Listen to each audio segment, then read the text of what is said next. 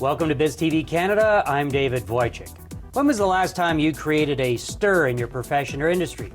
Came up with something so unique that customers, colleagues, and competitors were truly impressed with your innovation. That's what Cause a Disturbance is all about. The author of Cause a Disturbance is innovation thought leader Ken Tencer. Ken is a lecturer and sought-after keynote speaker on the topic of innovation, and yet he still has time to run his business, Spiderworks, a company that helps clients with branding and innovation strategy. Welcome, Ken. Thanks for having me today. Thanks for coming in.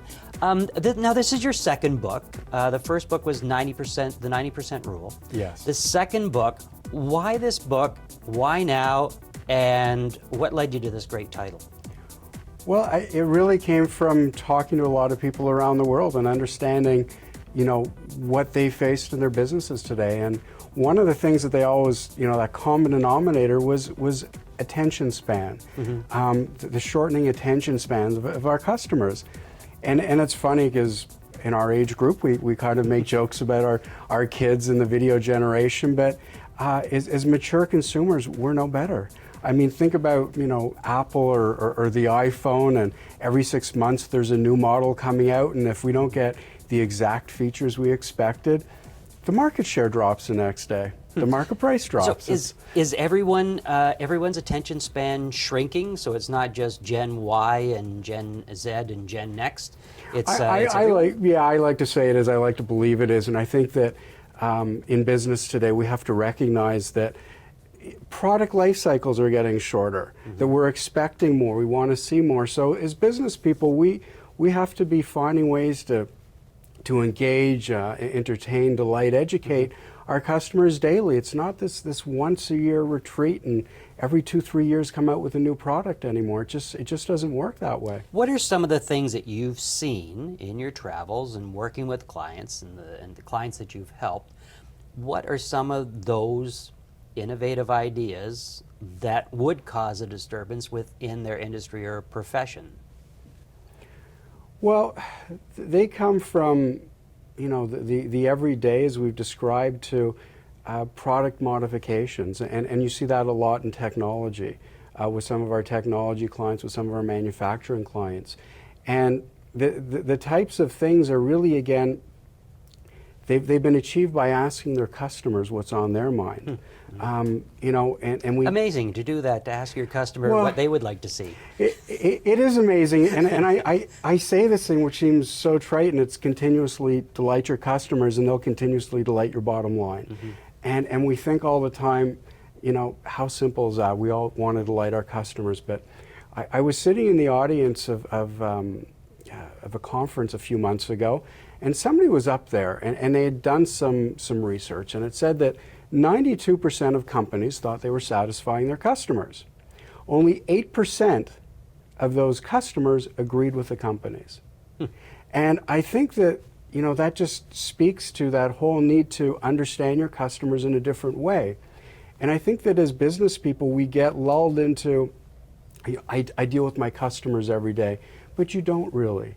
You sell to them. You meet their immediate needs. So I think that what great companies do is say, what's keeping you up at night? What are you thinking about, 6, 12, 18 months down the line? And then you feed those ideas back to, back to your management team. You don't have to do it on your own. What is the most innovative idea, the most innovative thing that you've seen come to market in your opinion? I'm sure other people would have an opinion, but in your opinion, what's the most innovative thing that you've seen come to market in the last year or two? One of my favorite ones, it's a little bit older, is the cake pop. The cake pop? Yes. Oh, I don't even know what that is. What's the cake pop? It's just like a little piece of cake on a stick. If you could, for Canadians, like putting a Timbit on a stick. and it was truly innovative because, like the donut hole, it came from, the scraps punched out of the middle of the donut. Now we put it on a stick, and the cake pop, and I had my first one actually at Starbucks, and it's dressed up in all sorts of colors and sprinkled and dipped and whatnot. It was innovative to me because it engaged the customer. It was fun, it was engaging, it was bright, it was a treat.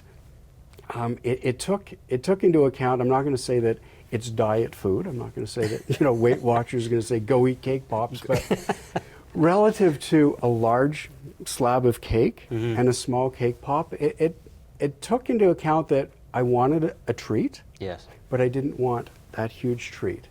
So I think that, you know, that very simple thing, it captured my imagination because it was on point. It was on point with the economic times where we, you know, when things are difficult, we like positive little treats to indulge in. And it was on point with a more healthful society. And again, not health food, but we all like our indulgences. Let's make them, you know, a little bit more tasteful. Absolutely.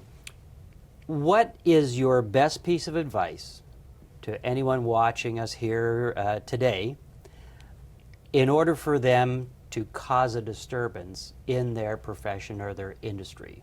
What would you say? Take a step back and understand what your business is really about.